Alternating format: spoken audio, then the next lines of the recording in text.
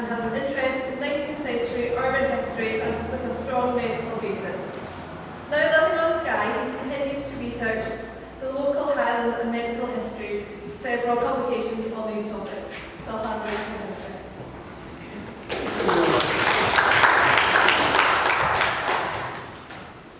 I'm glad you found WaterAid, not Piers, because I gave a talk last week to a local history society about Piers with an I, not the useless P-E-E-R-S, who pontificate and get paid a lot of money.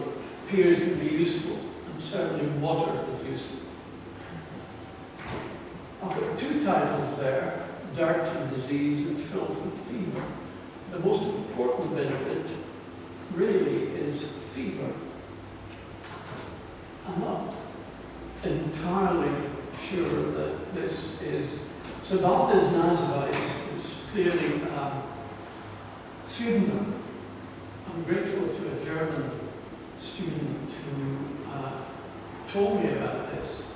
He visited Edinburgh and could see what a filthy place it was in 1838.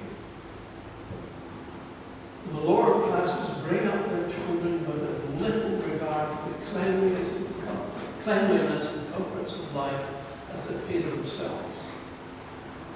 Now, I contend that this is directly due to a lack of water. I'm not at all certain that until the period that Richard was talking about, that Edinburgh has a lot to be proud of in terms of its water supply. From the research I did on water, I think that until the tram fiasco, there was nothing in Edinburgh's history to equate to their absolutely appalling management of their water supply. It was dreadful. Charlatans at the head of it.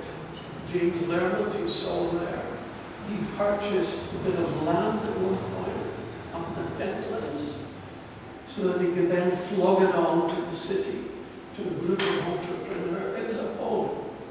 However, we'll get on to that shortly. But I'm supposed to be talking about shit, so let's go on there. Three aspects here. Water is the most important from all. Sewage, it's dirty and smelly, and it intrigues us all. Small children love shit. We've all been there. Why have I put this picture up? Edinburgh's management of its shit until 1998 was not wonderful. This shit is called the Gardy Loo. You may, those of you who have read the medieval stories, it operated until 1998, daily, taking 2,000 tons of treated sewage. Whatever treated sewage is, I'm not very sure. Does anybody here know that? And dumped it out beyond St.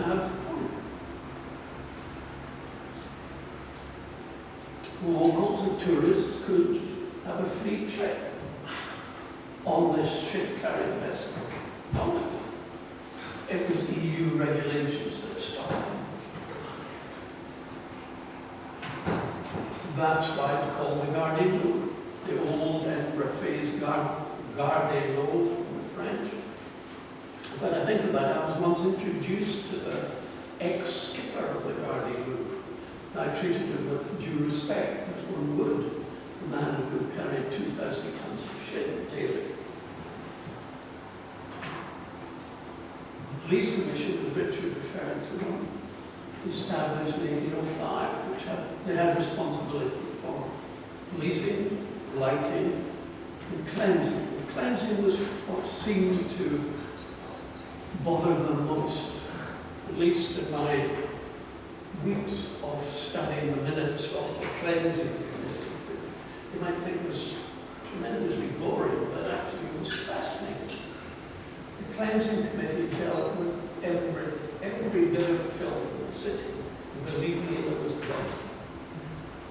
For example, Blackfriars Wyland, this is taken from the writings of a Dr. George Bell, who was an Edinburgh surgeon, who wrote on nights and days in the wines of Edinburgh.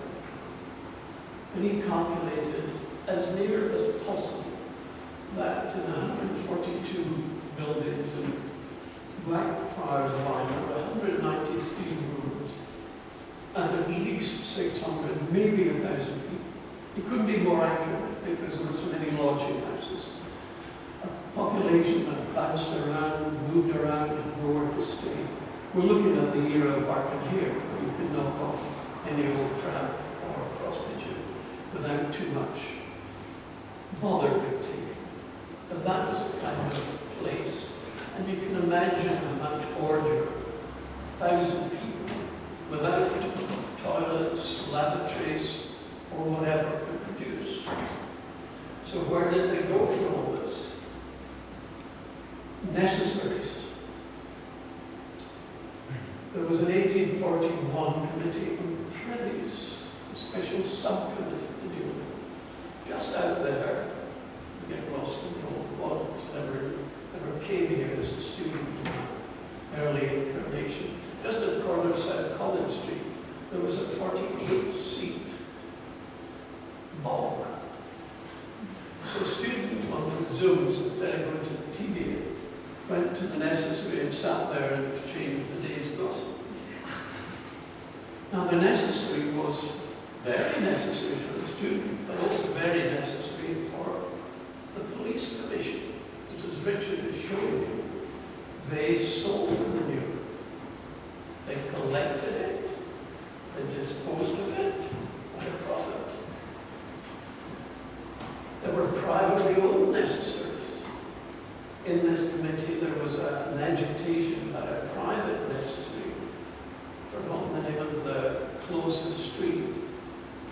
And the chap who owned it was not very serious about collecting his necessaries products, and at times the street was 12 to 18 inches deep in shit. They brought it over from him and paid him a rental of £2 a year for his necessary. One of the food place, who many of you will know, had to be restricted to a five-seater because it was adjacent to the Meadows and George Square, and they were concerned about nuisance. There was a dung depot near the Dalkeith Railway, which extended to half an acre, and it was 9 foot high and dung, which is a considerable amount of shit, you must agree. They sold that to farmers up in the Pentlands, where before the railway arrived, it was taken in carts.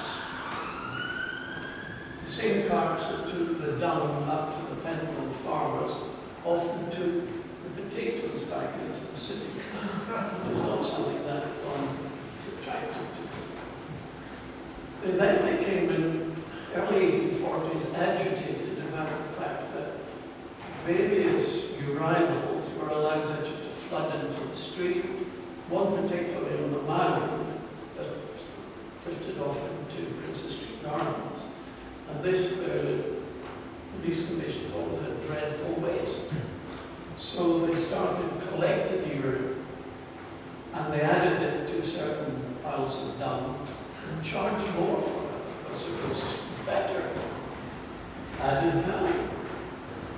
And of course they required this income, as Richard has said, this is from the May 1841 sale book.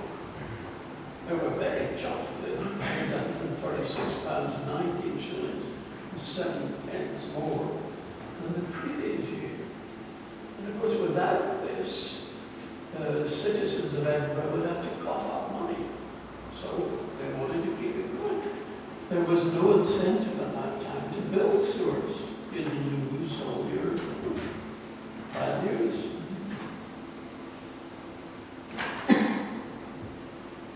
The Fallow Barn ran through the Cowgate drain, a lot of the old town.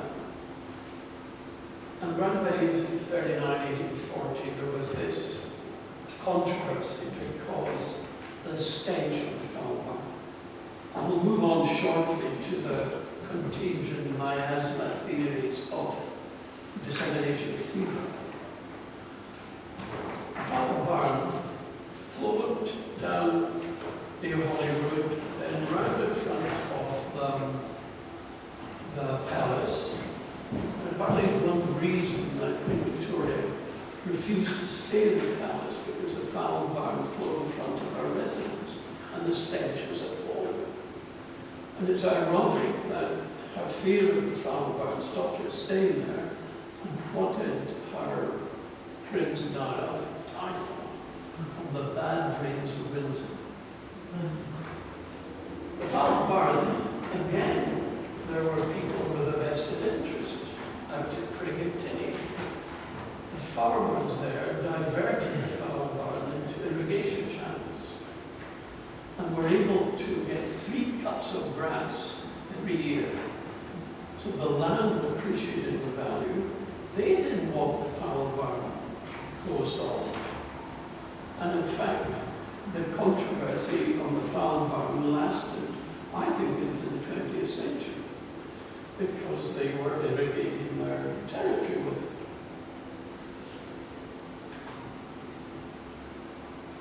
The 2 theories of fever, which overlapped to a certain degree, was the thought that we all know, and everybody knew, that measles and smallpox were contagious. Somebody down there, and these 3 sitting there, one if you've got measles, the other will probably get the same as smallpox. But there were other disorders, fever, the one that concerned people. They thought, or it began to be suspected, that miasmata, nasty odors, decomposition of bodies, whether they be human or animal, any organic matter that decomposed could let off as miasma, which contained nasty things that gave you disease. And that's why the thought, the ultra-sanitarians, if I can call them that, with Edwin Chadwick, decided that cleaning up towns was essential to curing disease, many diseases. Unfortunately, he was totally wrong. Shit and bad sewage had little or nothing to do with most of the disease in town. Nothing whatsoever. It was lack of water that was responsible in a large measure for fever. Now, to us, fever, I've got a fever, I've got flu, I'm hot, I'm sweaty, I've got a fever. But fever had a very specific connotation at this period. These are just pictures to show you why the lack of water was such a disaster for most of the people in Edinburgh. These are pictures of souls trying to collect water around the, we've got a pointer here, is this one?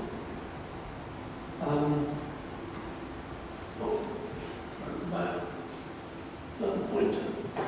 Maybe not. Anyway, you can see there on the right, the fountain. They would turn the water on for a few hours a day, maybe at 10, 11 at night, but nobody knew when the water would be turned on. And you might have to queue for 3, 4, 5 hours, and then lug a pail of water up 6 floors. So people were disinclined to use water for washing. This is another example of a fountain on the right there. You can see somebody collecting water. This is one that we've all walked past. Anybody know where it is? Every single one of you have walked past. It's opposite the Sheriff Court, more or less opposite David Hume's statue. This National Library is behind the court. That is one of Edinburgh's fountains, no longer in use, but redolent. So the lack of water caused fever. Why? What was fever? It was that important. This book is probably one of the earliest volumes on Scottish social welfare. Thomas Ferguson was Professor of Public Health in Glasgow in the 1940s, and he wrote that it's not too much to say that fever dominated Scottish life in the first half of the 19th century. I think that's right. I'm not certain that it was the case in rural Scotland, but certainly in urban Scotland there was. What was the fever? There were three diseases: typhus, relapsing fever, and typhoid fever. Typhoid fever is very frequently spread by water infection. And it is, well, the last great epidemic in Scotland was Aberdeen, when corned beef from the Argentine transmitted typhoid. But typhoid was very uncommon at this time in Scotland. Very uncommon, which was part of the reason it took everybody in Scotland, and possibly in England as well, but much less so in France, to reach the conclusion that there were different diseases. What causes typhus and relapsing fever? The louse. How do you get lousy? You don't wash. Why didn't people wash? They didn't have any water. If you haven't got enough water to drink or cook with, you're not going to waste any of it. Cleaning yourself. That is not an estimate, that is the number, these are the numbers of admissions to the Royal Infirmary of Edinburgh in the periods that I've studied. Quite a lot related very well to 1840, but then in 3-4 years, towards the end of that period, the numbers went different. Now you read about the NHS in crisis. That's a crisis. Huge numbers. And these are the people who were lucky enough to get near hospital. They were packing that in. Taking over the chapel, huge numbers. And that's the wee fellow responsible. Once lights and big magnification.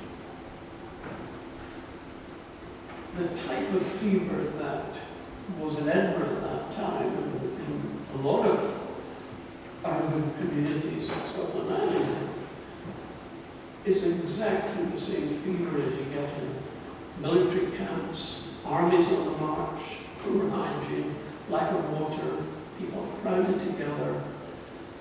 It was called camp fever, jail fever, ship fever, all sorts of names describing the conditions. Famine fever was one, and it's one of the reasons I suspect that the numbers during the late 1840s was as high as it was, because there was a famine in Ireland and in Scotland.